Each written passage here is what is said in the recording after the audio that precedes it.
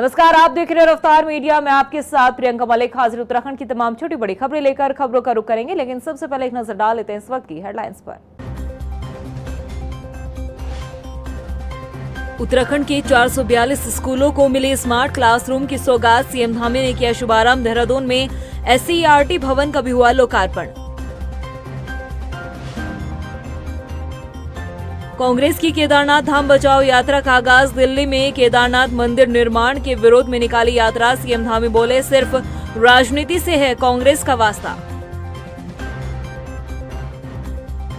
बड़कोट में 48 दिन बाद खत्म हुआ पेयजल पंपिंग योजना की मांग को लेकर धरना, सीएम धामी से मिला आश्वासन, पेयजल समस्या का होगा समाधान। और कावड़ यात्रा को लेकर अलर्ट मोड पर प्रशासन, हुड़दंग मचाने वाले कावड़ियों पर भी लिया जा रहा है एक्शन, तो होटल ढाबों पर खाद्य सामग्री की हो रही जांच। हेडलाइंस के बाद बुलेटिन में खबरें विस्तार से। मुख्यमंत्री पुष्कर सिंह धामी ने शिक्षा विभाग के तहत SCERT भवन का लोकार्पण किया। नए भवन से ही सीएम पुष्कर सिंह धामी ने आज 442 स्कूलों में स्मार्ट क्लास की सौगात दी है, तो वहीं बोर्ड परीक्षा में बेहतर रिजल्ट देने वाले स्कूल और छात्रों को पंडित दीनदयाल उपाध्याय राज्य शैक्षिक उत्कृष्ट पुरस्कार से सम्मानित किया।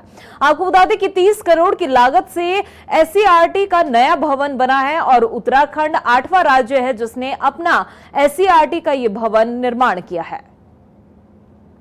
आज यहाँ पर शैक्षिक अनुसंधान परिषद के द्वारा प्रशिक्षण एवं अन्य कार्यक्रमों के लिए जहाँ पर यहाँ सभागार निर्मित हुआ है, उस सभागार का लोकार्पण भी हुआ और साथ में हमारे जो पंडित दीनदयाल उपाध्याय शैक्षिक उत्कृष्टता पुरस्कार हैं, उसमें हमारे विद्यालय और शिक्षकगण, विद्यार्थी और साथ में जो CSR फंड के द्वारा तो अनेक स्थानों पर शिक्षा के उत्थान के लिए शिक्षा विभाग के सहयोग में स्मार्ट क्लास, वर्चुअल क्लास इसको बनाने में अपना योगदान देते हैं, उन सभी को सम्मानित किया गया। हमको 30 करोड़ रुपए की लागत से SCERT की ये जो है नई बिल्डिंग मिल गई है।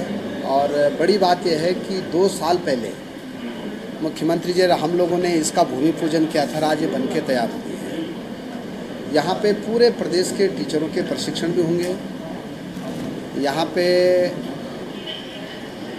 बड़ा एक भव्य पुस्तकालय भी बनाया जा रहा है।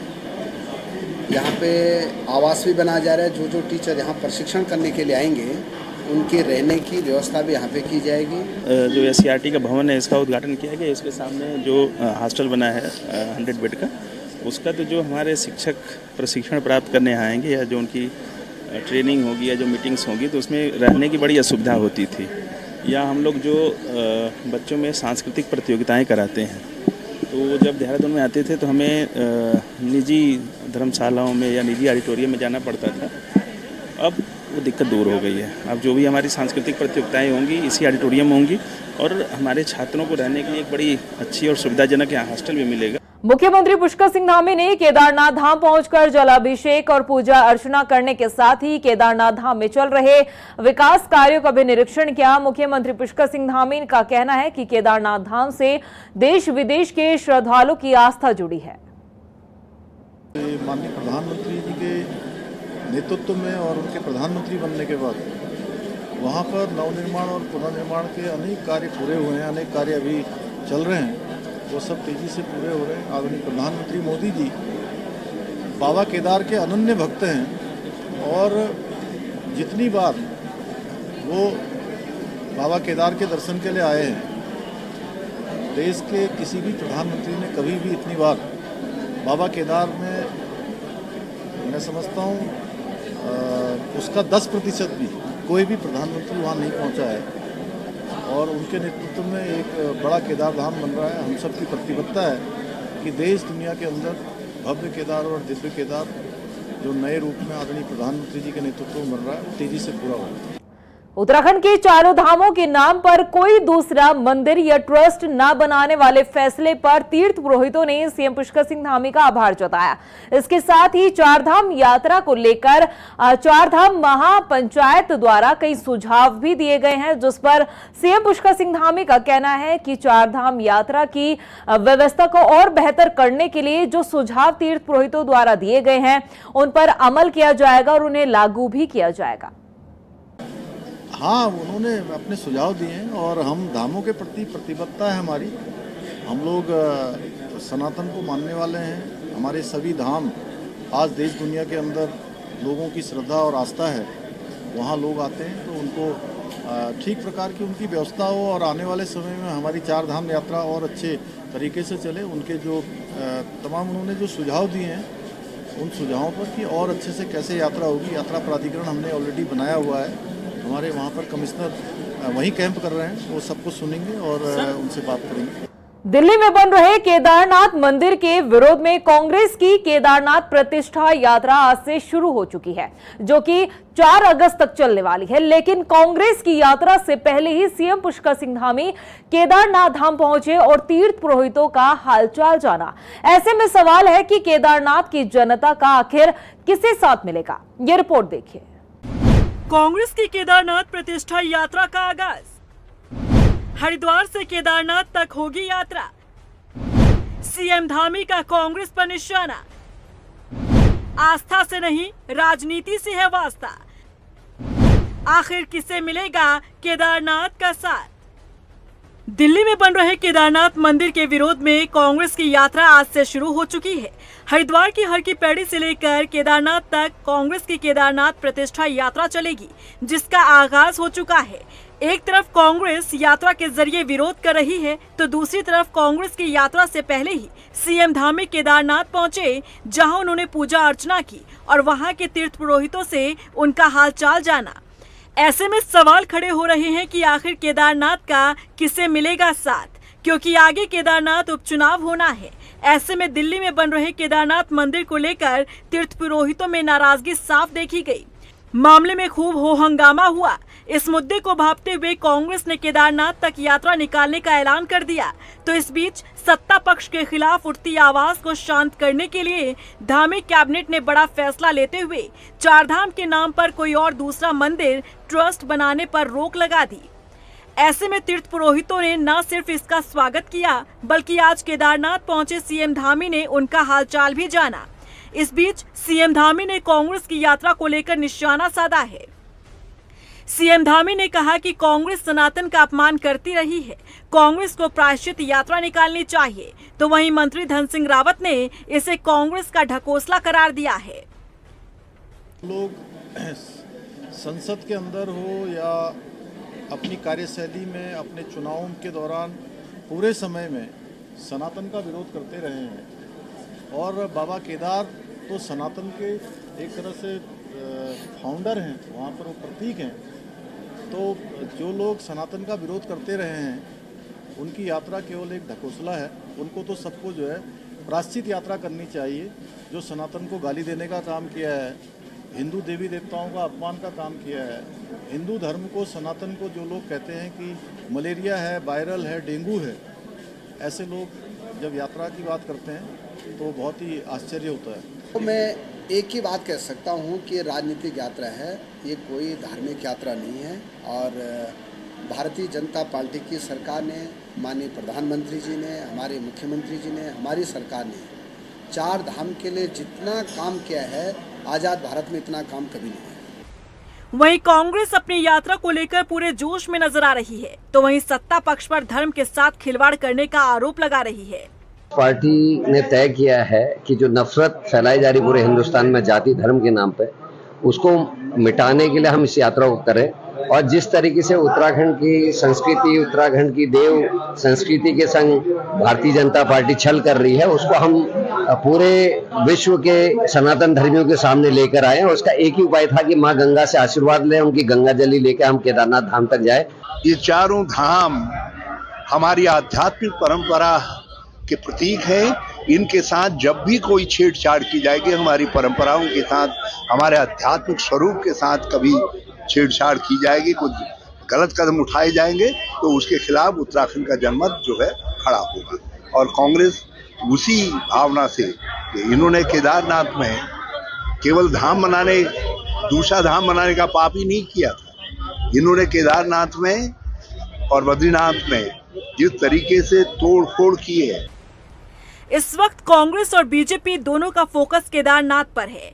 वजह केदारनाथ उपचुनाव जो कुछ समय बाद होना है, लेकिन उससे पहले ही सियासी दल हवा का रुख अपनी ओर मोड़ने की कोशिश में जुटे हैं। कांग्रेस इस यात्रा के जरिए तीर्थ पुरोहितों और केदारनाथ की जनता को अपने पक्ष में करने की जुगत में है, तो वहीं बीजेपी भी अपने फेवर में माहौल बनाती दिख रही है। केदारनाथ उपचुनाव में बीजेपी किसी भी तरह से कोई चूक करना नहीं चाहती, क्योंकि हाल ही में बीजेपी को उपचुनाव में 2 सीटों पर करारा झटका लगा। मंगलौर और बद्रीनाथ सीट पर कांग्रेस की जीत ने जहां पार्टी को संजीवनी दी, तो वहीं बीजेपी की चिंता बढ़ा दी। ऐसे में बीजेपी अपने खिलाफ उठ रही आवाज को किसी भी सूरत में बढ़ने नहीं देना चाहती। यही कारण है कि केदारनाथ धाम के नाम पर दिल्ली में हो रहे मंदिर निर्माण को लेकर जब सरकार के खिलाफ आवाज उठी, तो समय रहते धामी कैबिनेट ने फैसले लेते हुए माहौल को संभालने का काम किया। तो वहीं आज कांग्रेस की यात्रा से पहले जब सीएम धामी केदारनाथ धाम पहुंचे, तो वहां के तीर्थ पुरोहितों से मुलाकात कर उनका हालचाल जाना। ऐसे में सवाल है कि आखिर केदारनाथ का आशीर्वाद किसके साथ है। रफ्तार मीडिया के लिए देहरादून से मनीष डंगवाल, सुशांत सिंह के साथ ब्यूरो रिपोर्ट। वहीं उत्तरकाशी के बड़कोट में पेयजल पंपिंग योजना की मांग को लेकर पिछले 48 दिनों से चल रहे धरने को आखिर खत्म कर दिया गया है। प्रदर्शनकारियों ने सीएम पुष्कर सिंह धामी के आश्वासन पर अपना धरना स्थगित किया। बीजेपी के प्रदेश मीडिया प्रभारी मनवीर सिंह चौहान के नेतृत्व में एक प्रतिनिधि मंडल ने सीएम धामी से मुलाकात की, जिसके बाद आंदोलनकारियों को सकारात्मक आश्वासन मिला। मनवीर सिंह चौहान ने सीएम धामी का आभार जताया। इसके साथ ही उन्होंने बताया कि पेयजल समस्या का जल्द ही समाधान हो जाएगा। आपको बता दें कि प्रदर्शनकारी पेयजल पंपिंग योजना की स्वीकृति और मई जून के पानी का बिल माफ करने की मांग कर रहे हैं। मैं आदरणीय मुख्यमंत्री का धन्यवाद करता हूं कि उनके द्वारा जो हमारा प्रतिनिधिमंडल बड़कोट से आदरणीय मुख्यमंत्री से मिला था, उनके द्वारा दीर्घकालिक पेयजल योजना की स्वीकृति के लिए भी आश्वस्त किया गया है कि आगे, क्योंकि वो बड़ी योजना है, बड़ी योजना को भारत सरकार से स्वीकृति के लिए भेजा जा रहा है और जो एक करीब 65 करोड़ की वो योजना होगी उसके लिए भी उन्होंने आश्वस्त किया है और जल्दी ही उस योजना को भी स्वीकृति मिलेगी। इसके साथ ही जो और मांगे भी प्रतिनिधिमंडल के द्वारा वहां रखी गई थी, उनके निदान के लिए भी आदरणीय मुख्यमंत्री द्वारा आश्वस्त किया गया है। मैं बड़कोट वासियों की ओर से पुनः आदरणीय मुख्यमंत्री का धन्यवाद करता हूँ। वहीं हल्द्वानी के सर्किट हाउस में कुमाऊं कमिश्नर दीपक रावत ने लैंड फ्रॉड कमेटी की बैठक ली, जिसमें उन्होंने जमीन फर्जीवाड़े से जुड़े 53 शिकायतों को सुना। बैठक को लेकर कुमाऊं कमिश्नर दीपक रावत ने बताया कि 13 मामले लैंड फ्रॉड से ऐसे पाए गए जिसमें कोई मुकदमा दर्ज नहीं किया गया। उन्होंने बताया कि इन मामलों में जांच की जाएगी और इसके साथ ही कुमाऊं कमिश्नर ने लोगों से अपील करते हुए कहा कि जमीन खरीदने से पहले दस्तावेजों की जांच जरूर करें। ये लैंड फ्रॉड कमेटी की आज मीटिंग हुई और इसमें सभी मेंबर्स उपस्थित थे। इसमें पिछले जो 7-8 महीने में शिकायतें अलग अलग स्तरों पे प्राप्त हुई, जिससे लगा कि ये लैंड फ्रॉड के मामले हो सकते हैं। उसमें एक आप कह सकते हैं छोटी जांच, एक समरी इंक्वायरी पहले तहसील के लेवल से कराई गई। उसके बाद यहाँ पे इन मामलों को सुना गया, शिकायतकर्ताओं को भी बुलाया गया। तो कुल 53 मामले आज कमेटी के सम्मुख आए थे, जिसमें से 13 मामले ऐसे पाए गए जो एफआईआर करने के लिए ठीक हैं, उचित पाए गए, उसमें एफआईआर की जाएगी। सावन में शिव भक्त गंगा जल भरने के लिए जाते हैं ताकि भगवान शिव का जलाभिषेक कर सके, लेकिन अगर आप गंगा जल नहीं ला पा रहे हैं तो आपको चिंता करने की जरूरत नहीं है, क्योंकि डाक विभाग उसी पवित्र गंगा जल को आपके घर तक पहुंचा रहा है। ये रिपोर्ट देखिए। सावन में शिव भक्तों को तोहफा, घर बैठे मंगवा सकते हैं पवित्र गंगा जल। रंगला रही डाक विभाग की योजना। सावन में शिव भक्त भोले बाबा के जलाभिषेक के लिए हरिद्वार गंगा जल लेने पहुंचते हैं, लेकिन कुछ कारणों से कई भक्तों को मौका नहीं मिल पाता गंगा जल भरने का। ऐसे में डाक विभाग द्वारा चलाई गई योजना भक्तों के लिए काफी फायदेमंद साबित हो रही है, जिसके तहत घरों तक पवित्र गंगा जल पहुंचाया जा रहा है। धार्मिक अनुष्ठानों में गंगा जल का काफी महत्व माना जाता है। साथ ही जो लोग गंगा से गंगा जल नहीं भर पाते, ऐसे में डाक विभाग की योजना गंगा जल आपके द्वार के तहत लोग उत्तराखंड से गंगा जल मंगवा रहे हैं। डाक विभाग ने ये योजना साल 2004 से ही शुरू की थी, जिसमें बाहरी राज्यों से कई लोग उत्तराखंड से गंगा जल मंगवा रहे हैं। डाक विभाग द्वारा उत्तरकाशी और ऋषिकेश से गंगा जल बोतल में भरकर बेचा जा रहा है। उत्तरकाशी के प्लांट से गंगोत्री का गंगा जल और ऋषिकेश से ऋषिकेश का गंगा जल दिया जा रहा है। देखिए, गंगा जल डाकघर के माध्यम से लोगों के घर घर पहुंचाने की व्यवस्था 2004 से शुरू की थी और ये काम उत्तराखंड में पूरे देश में सप्लाई करने का काम कर रहा है। उत्तराखंड सर्किल ही जो है पूरे देश में गंगा जल सप्लाई कर रहा है। विशेषतः सावन के महीने में आजकल जैसे कांवड़ी ये चल रहे हैं, तो इसके लिए जो है विशेषतः दक्षिण भारत में गंगा जल की ज़्यादा डिमांड आती है और उसको जो है यहाँ से देहरादून से ही सप्लाई किया जाता है। गंगा जल के लिए 2 किस्म का गंगा जल है, एक ऋषिकेश में प्लांट है और एक जो है उत्तरकाशी में है। उत्तरकाशी का जो गंगा जल है वो गंगोत्री से मंगाया जाता है, वो गंगोत्री का गंगा जल कहलाता है और ऋषिकेश का गंगा जल है। तो पूरे भारत में जो है गंगा जल की आपूर्ति उत्तराखंड सर्किल द्वारा की जा रही है। उत्तरकाशी और ऋषिकेश प्लांट से डिब्बाबंद गंगा जल देश के साथ ही विदेश तक भी पहुंचाया जा रहा है। लेकिन बात करें गंगा जल की कीमत को लेकर तो 250 ml गंगा जल की कीमत 30 रुपए है। वेबसाइट के जरिए गंगा जल बुक करवा रहे हैं लोग। देश भर में गंगा जल की डिमांड सबसे अधिक दक्षिण भारत से है। साल 2023 में सबसे अधिक 784 लीटर गंगा जल पहुंचाया जा चुका है, जबकि इस साल जून तक 470 लीटर गंगा जल पोस्ट के जरिए भेजा गया है। सबसे अधिक महाराष्ट्र सहित दक्षिण भारत के राज्य में गंगा जल की डिमांड आ रही है। लगभग यदि हम इस साल की बात करें, पिछले आंकड़े तो मेरे पास अभी नहीं है, इस साल जो है 7000 लीटर के लगभग गंगा जल जो है यहाँ से जो है पूरे देश को जो है सप्लाई किया जा चुका है। यानी कि शिव भक्तों के लिए शुरू की गई डाक विभाग की योजना रंग लाती दिख रही है, क्योंकि सावन में गंगा जल की डिमांड बढ़ रही है। रफ्तार मीडिया के लिए देहरादून से हिमांशु चौहान की रिपोर्ट। वहीं रुड़की में कावड़ यात्रा के चलते रूट प्लान तैयार किया गया है। आपको बता दें कि बड़े वाहनों में आने वाले कावड़ियों को हरिद्वार की तरफ से भेजा जा रहा है। एसपी देहात स्वप्न किशोर सिंह ने बताया कि लगातार बढ़ रही कावड़ियों की संख्या को देखते हुए Mangalore Haridwar bypass one way किया गया है। हरिद्वार महोदय के आदेश पर नगला इमरती से जो भारी वाहन हैं, जिन पे डीजे हैं, ट्रॉले हैं, ऐसे वाहनों का डाइवर्जन वाया लंढौरा, लक्सर, पथरी होते हुए बैरागी कैंप के लिए किया जा रहा है और इसके लिए पर्याप्त पुलिस बल तैनात किए गए हैं। लोगों से भी अपेक्षा और अपील की जा रही है कि वे जो भी यातायात संबंधी निर्देश दिए जा रहे हैं उसका अनुपालन करें और सफल, सुरक्षित एवं सकुशल कांवड़ यात्रा को संपन्न कराने में स्थानीय पुलिस और प्रशासन को अपना सहयोग प्रदान करें। वहीं राज्य में कावड़ यात्रा को लेकर खाद्य सुरक्षा विभाग भी काफी अलर्ट नजर आ रहा है। हरिद्वार जिले में खाद्य सुरक्षा विभाग ने होटल, ढाबे और दुकानों में जो खाना परोसा जा रहा है उसकी गुणवत्ता को जांच किया। इसके अलावा पैकेट में पैक खाद्य सामग्री की भी जांच की जा रही है। जिला खाद्य सुरक्षा अधिकारी के मुताबिक कावड़ यात्रा मार्गों पर पड़ने वाले 15 ढाबे जो उनकी जांच के लिए भेजा गया है। ऐसे में 5 को नोटिस भी दिया गया है। आपको बता दें कि प्रशासन श्रद्धालुओं की सेहत को लेकर भी काफी सतर्कता बरत रहा है।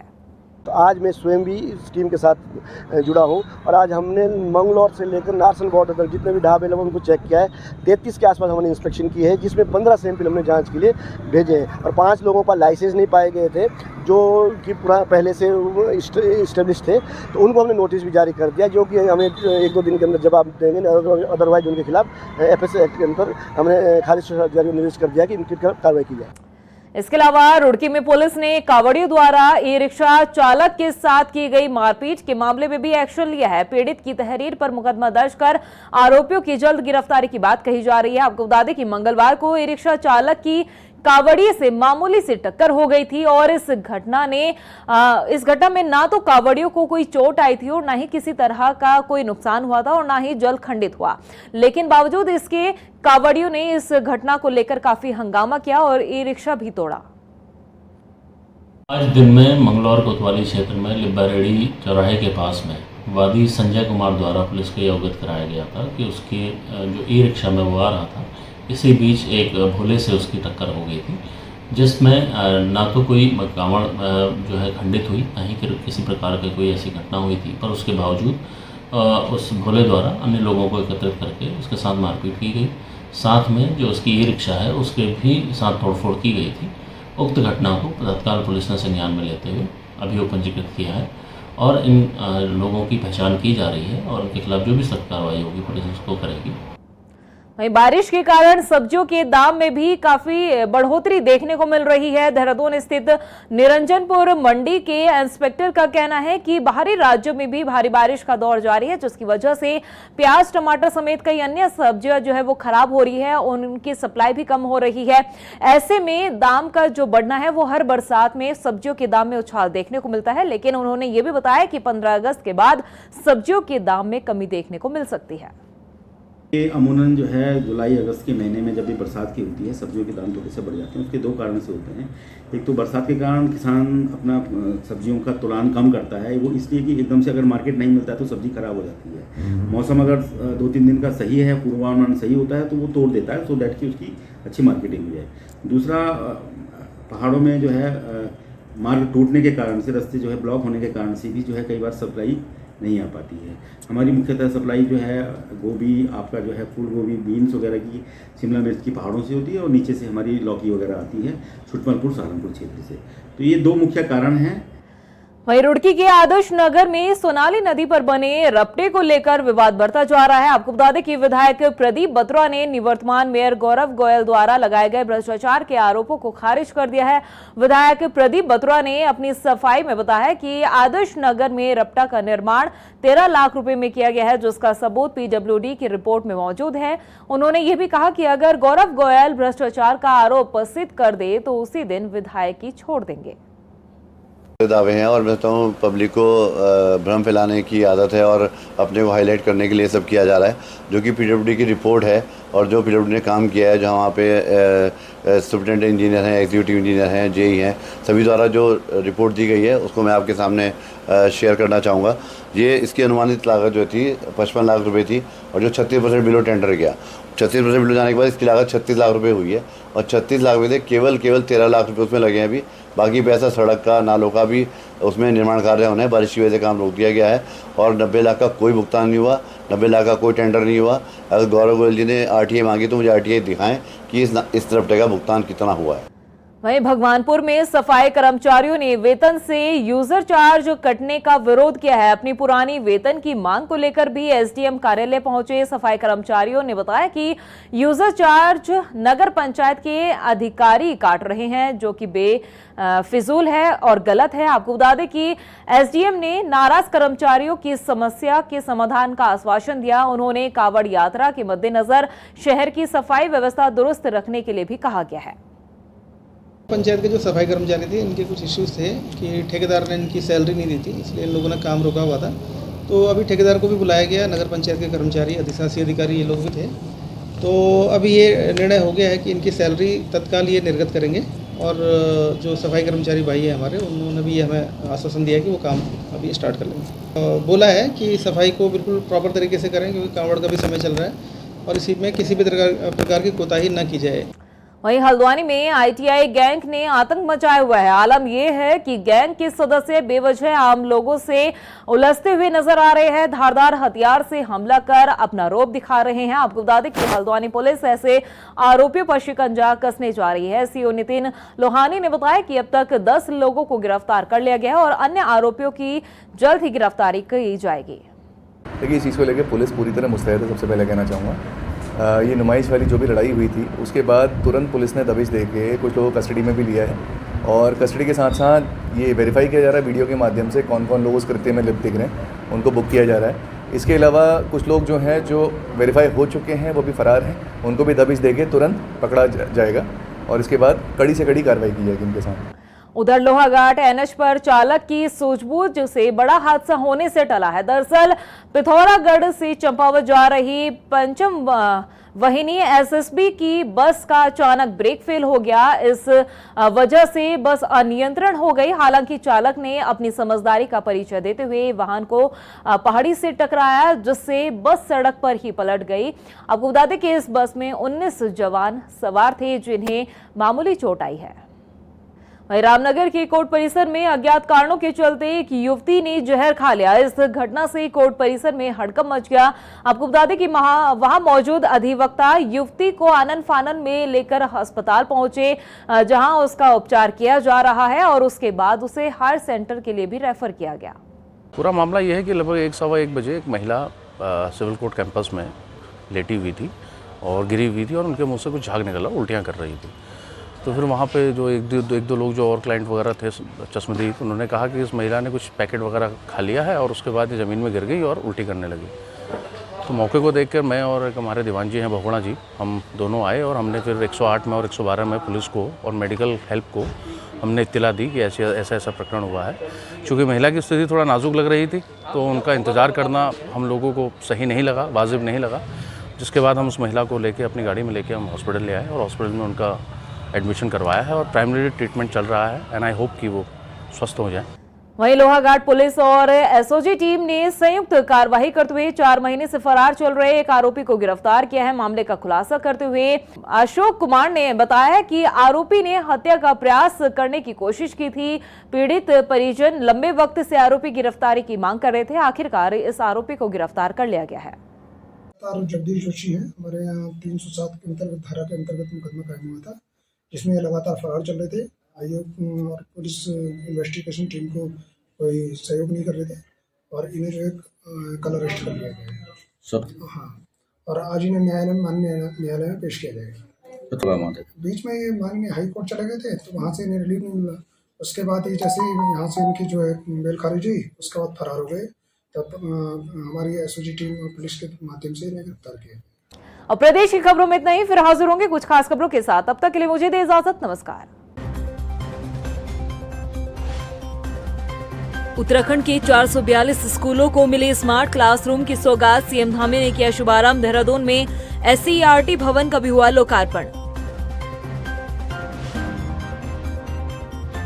कांग्रेस की केदारनाथ धाम बचाओ यात्रा का आगाज। दिल्ली में केदारनाथ मंदिर निर्माण के विरोध में निकाली यात्रा। सीएम धामी बोले, सिर्फ राजनीति से है कांग्रेस का वास्ता।